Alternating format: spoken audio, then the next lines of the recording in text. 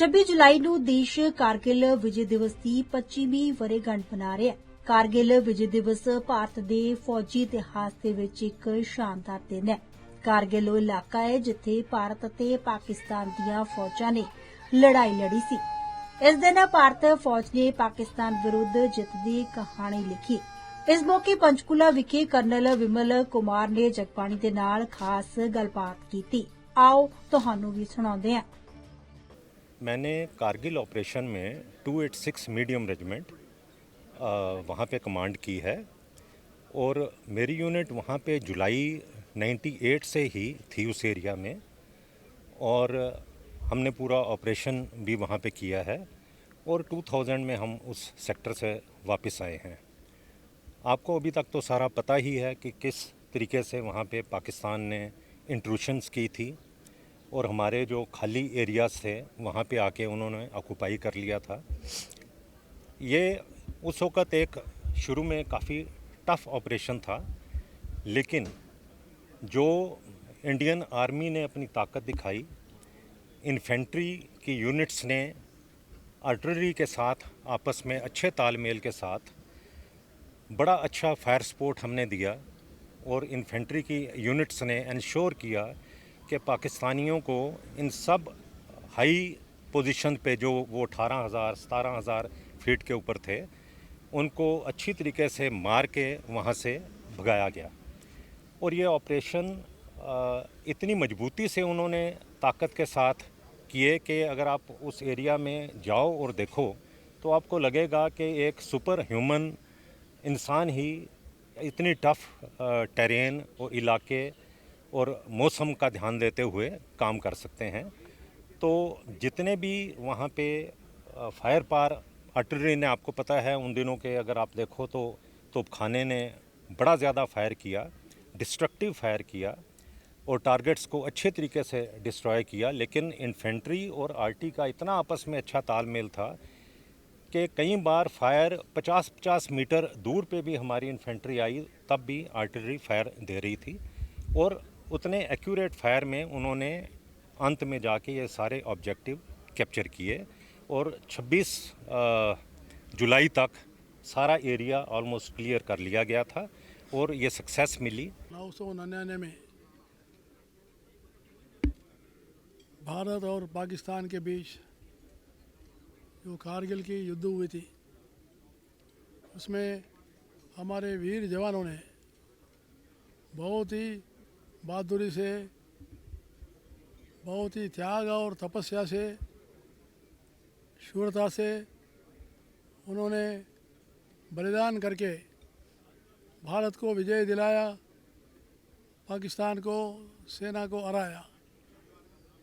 और ये दिवस भारत के इतिहास में स्वर्ण पन्नों में लिखा जाएगा, ऐसा मुझे पूरा विश्वास है। और आज मैं पश्चिम कमांड की इस केंद्र में जो कारगिल में बलिदान हुए जो सैनिक है,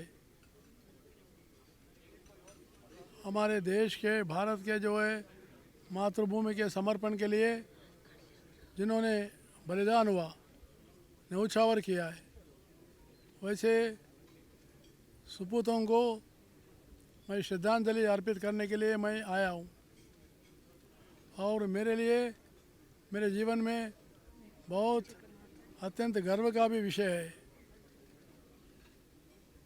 वैसे ही आज सारा देश और सभी भी हमारे वीर जवानों के प्रति श्रद्धांजलि अर्पित करते हुए उनके परिवारों को भी हम श्रद्धापूर्वक नमन करते, उनको भी हम याद करते। उनको देखभाल भी करना समाज का भी, सरकार का भी काम है। लेकिन मुझे पूर्ण विश्वास है आज भारत की सेना, हमारे कोई भी देश तिरछी नज़र से अगर भारत के ऊपर देखेगा तो भारत की सेना आज बहुत नवीनतम तकनीकों के साथ आज जैसे कारगिल में विजय प्राप्त किया है, पाकिस्तान को हरा के वैसे शक्तियों को भी सबक सिखाने के लिए आज मोदी जी की सरकार में सेना पूरा तैयारी है, ऐसा पूरा विश्वास दिखता है। ਇਹ ਦਿਨ ਭਾਰਤ ਅਤੇ ਪਾਕਿਸਤਾਨ ਵਿਚਾਲੇ ਇਸ ਫੌਜੀ ਜੰਗ ਨੂੰ ਇਤਿਹਾਸ ਵਿੱਚ ਜਿੱਤ ਦੇ ਪ੍ਰਤੀਕ ਵਜੋਂ ਮਨਾਇਆ ਜਾਂਦਾ ਹੈ ਤੇ ਇਸ ਨੂੰ ਹਰ ਸਾਲ ਕਾਰਗਿਲ ਵਿਜੇ ਦਿਵਸ ਦੇ ਰੂਪ ਵਿੱਚ ਮਨਾਇਆ ਜਾਂਦਾ ਹੈ। ਇਸ ਦਿਨ ਭਾਰਤ ਦੇਸ਼ ਦੀ ਸੁਰੱਖਿਆ ਦੀ ਰੱਖਿਆ ਕਰਨ ਵਾਲੇ ਬਹਾਦਰ ਸੈਨਿਕਾਂ ਦੇ ਸਾਹਸ ਅਤੇ ਬਲੀਦਾਨ ਨੂੰ ਯਾਦ ਕੀਤਾ ਜਾਂਦਾ ਹੈ। ਕਰਨਲ ਭਰਤ ਕੁਮਾਰ ਨੇ ਦੱਸਿਆ ਕਿ ਮੈਨੂੰ ਚੁਆਇਸ ਦਿੱਤੀ ਗਈ ਸੀ ਕਿ ਜਾਂ ਤਾਂ ਮੈਂ ਕਾਲਜ ਦੇ ਵਿੱਚ ਇੰਸਟ੍ਰਕਟਰ ਬਣ ਕੇ ਜਾਵਾਂ ਜਾਂ ਫਿਰ 130 ਦਾ ਟੌਇਸੀ ਬਣ ਕੇ ਜਾਵਾਂ। यूनिट हमारी मई 99 से ही इंडक्ट हो गई थी, लेकिन मैं उस समय आर्मी हेडक्वार्टर में पोस्टेड था और 2IC 130 वो रिटायरमेंट पे जा रहे थे। इसलिए मेरे पास चॉइस दिया गया कि या तो मैं AD कॉलेज में इंस्ट्रक्टर बन के जाऊँ या 130 का 2IC बन के जाऊँ। तो मैंने 130 का 2IC बन के जाना ऑप्ट किया। उस समय वॉर चल रही थी और हमारी यूनिट का हेडक्वार्टर मुगलपुरा जो कि द्रास सेक्टर में था, वहाँ पर 8 डिवीज़न के साथ था। हमारी यूनिट के साथ साथ हमारी जो गन्स थी, एयर डिफेंस गन्स थी, उनके अलावा 24 इगला मिसाइल्स अलग अलग यूनिट की हमारे अंडर कमांड थी। बाकी AD यूनिट के ट्रुप भी हमारे 2 ट्रुप हमारे कमांड थे और कुछ L70 गन्स ग्राउंड रोल में LC के ऊपर डिप्लॉयड थी।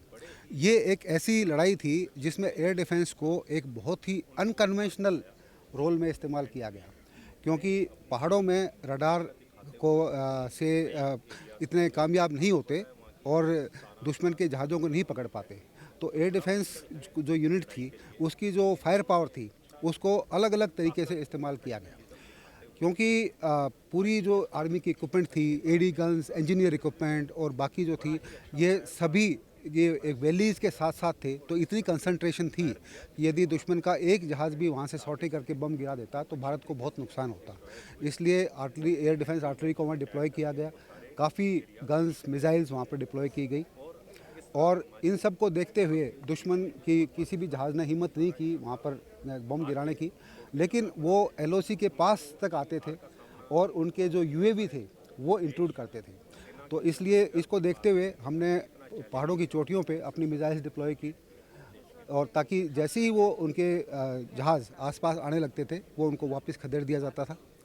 इस ऑपरेशन के दौरान मिसाइल को बहुत ही अनकन्वेंशनल तौर पर भी इस्तेमाल किया गया कि उनकी एक LMG थी जो कि नेशनल हाईवे पर ट्रैफिक को चलने नहीं दे रही थी, उसको इगला मिसाइल से, जो उसका रोल नहीं है लेकिन उसके बंकर को डिस्ट्रॉय किया गया और इन सब के लिए कभी लोगों को वीरता पदक प्राप्त हुए।